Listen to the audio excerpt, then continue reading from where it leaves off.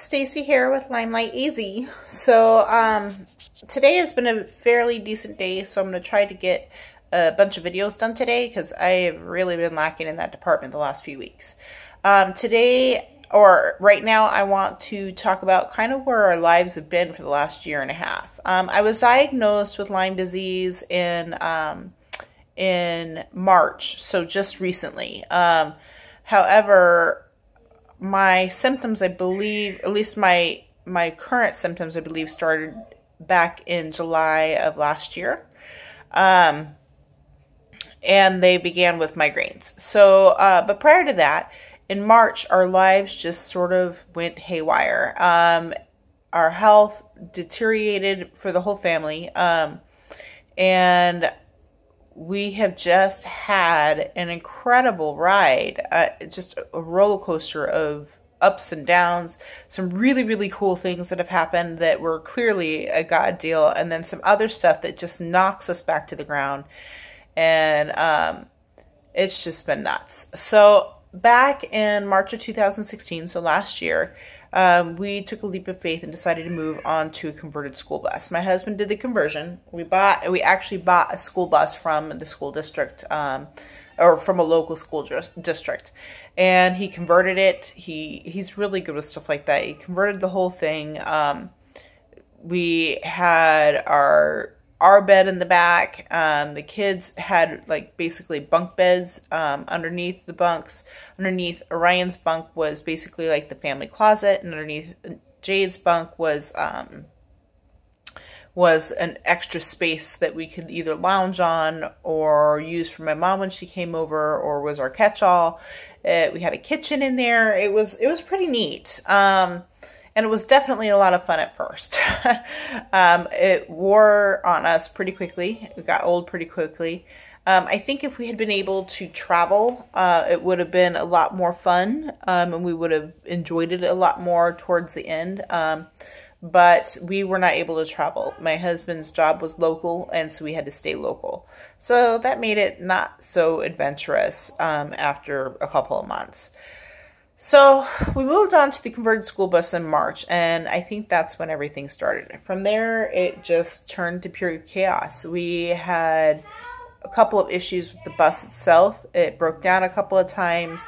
We were living from one parking lot to the next on purpose. I mean, we wanted to see what it was like. We were hoping at some point that the door would open to allow us to move elsewhere. At one point got kicked out of the local Walmart. And eventually found ourselves at a farm that was about 20-25 minutes from where my husband worked. So our intention of moving into the bus was to minimalize our lives, to grow closer as a family. Those two things did happen. We definitely became much more minimalistic. We reduced just about everything in our lives. We only kept very important things. Some clothing. I think we came down to like 10 tops and 3 pairs of pants / shorts for each of us. Let's see, what else? We had games were important to us, so we kept games. We had to have an area for our food and our kitchen area, but it was pretty minimalistic. Underneath our bed, meaning my husband's and I, we had most of our storage, but we moved into it getting rid of almost all of our things. We literally got rid of a ton of stuff, whether that was taking it to the dumpster or giving it away or dropping it at secondhand stores. So we got rid of a lot of stuff. We didn't put anything in storage except for what we had for storage room. Sorry, my hand is shaking. Except for what we had for storage room. I'm going to set this down so I stop shaking it. So storage room for what was actually on the bus. So we lived on the bus from March until October. In August, my husband had gotten a really good job, and or we thought it was a really good job, very well-paying job, and he started working for them, but within the first week, it became very apparent that he just physically was unable to keep up with the job. It was an AC job, and the work was too challenging for him with his diabetes. But during that time that he was working there, he started applying for another job, which turned out to be basically like Dish Satellite company. And prior to being able to work with them, he had to purchase boots for the job. And unfortunately, the diabetes got the better of him, and he broke open some, what do they call it? Diabetic ulcers on his big toes of both feet, and was unable to work. So from there, he worked for, I think, a couple of weeks with the injuries. The injuries were really bad. At some point, I'll share photos of the injuries, but I'm just not up to doing editing with these videos, and I just want to get them up online. Anyways, so he worked like that for a little while. It didn't really cause him pain, because he has neuropathy in his feet from the diabetes. So it looked horrible, but it didn't really hurt him, and he just kept up on it and tried to keep them clean, and so he worked for a couple months like that, and then come August, it started, like the first week in August, it started hurting his foot, and so then we knew there was a big problem, because since he doesn't have feeling in his feet, him being able to feel the pain from the wound was obviously that something had changed and was problematic. So,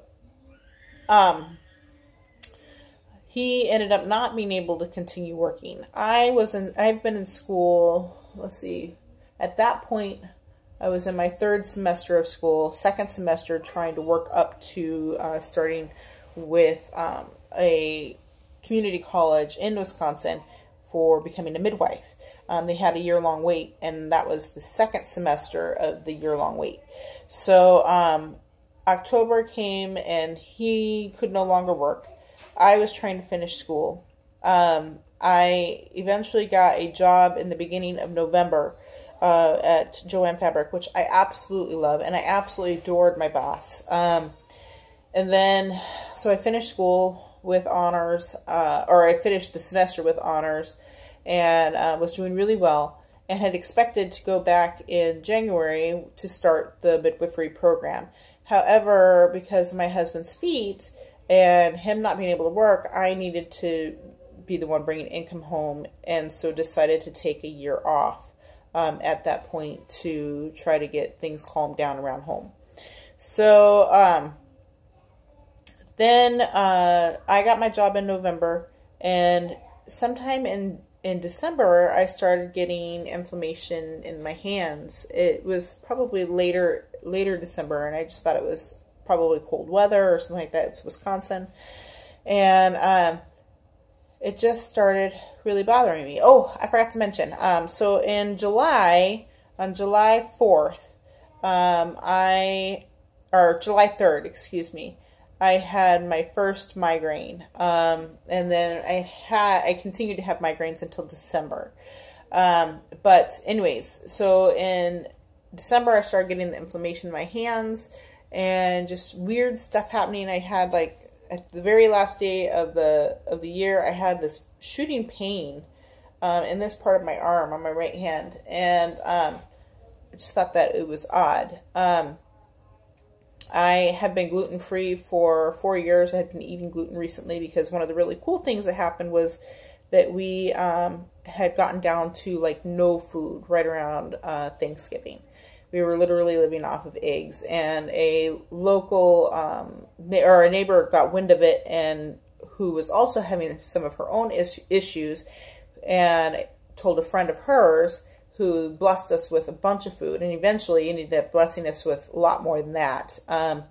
But that was one of the really neat things. We literally had food delivered to our door. Clearly God had his hand in that.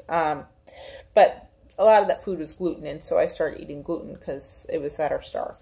So, decided, or not decided, excuse me. So went through November and then December, and started getting the inflammation in my hands.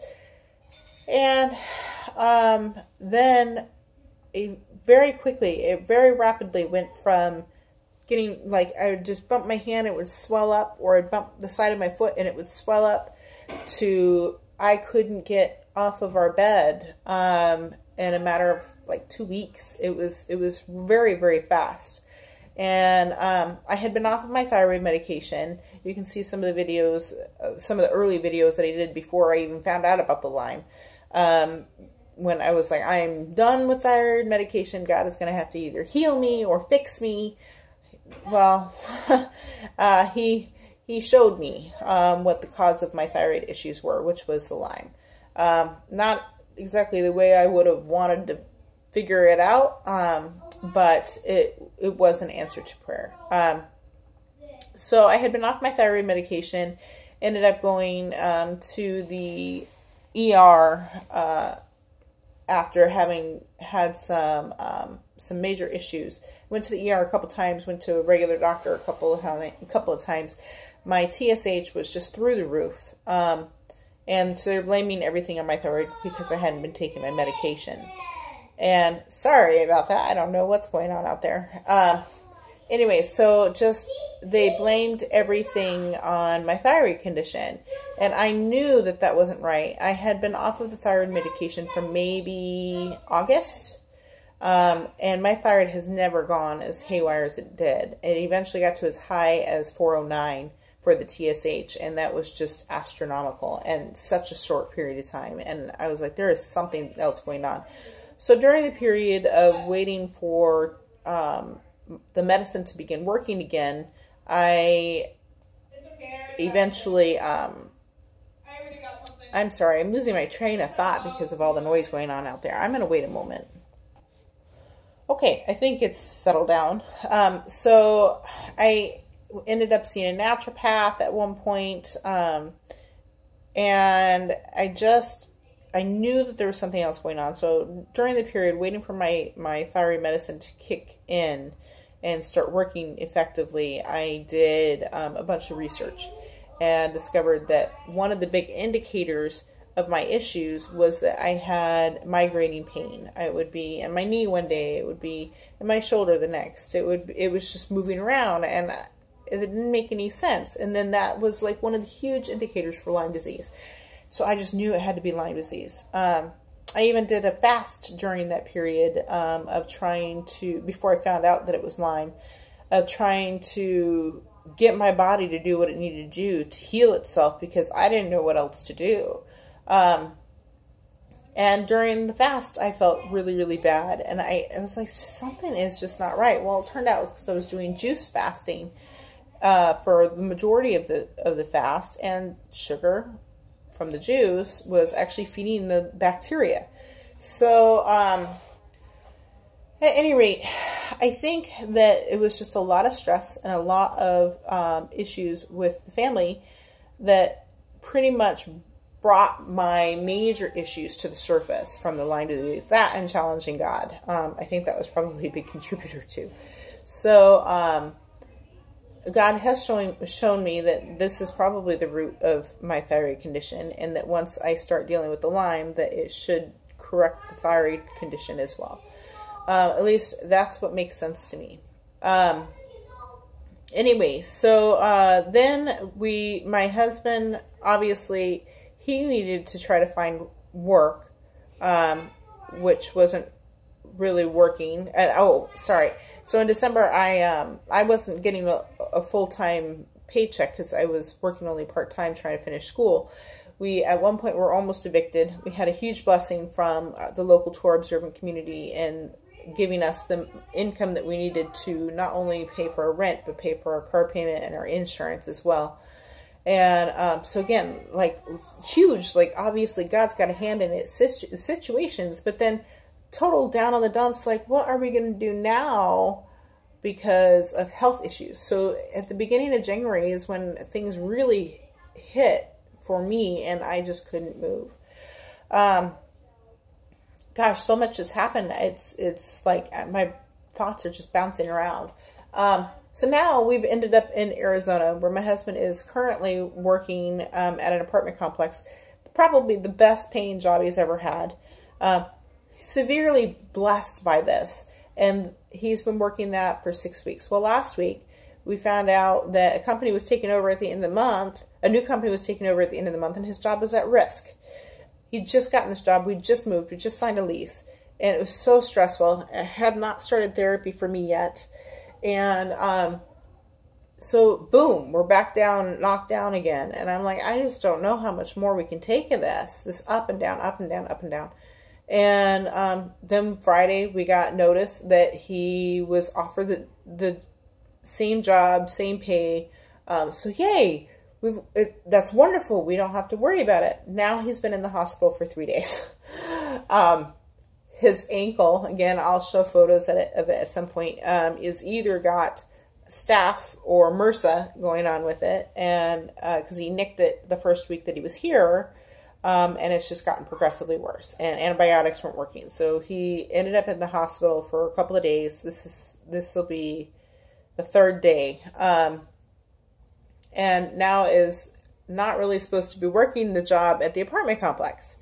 So he signed up with Uber last week. We got a car so that he could try to drive for Uber to try to have an extra income to pay for my treatments.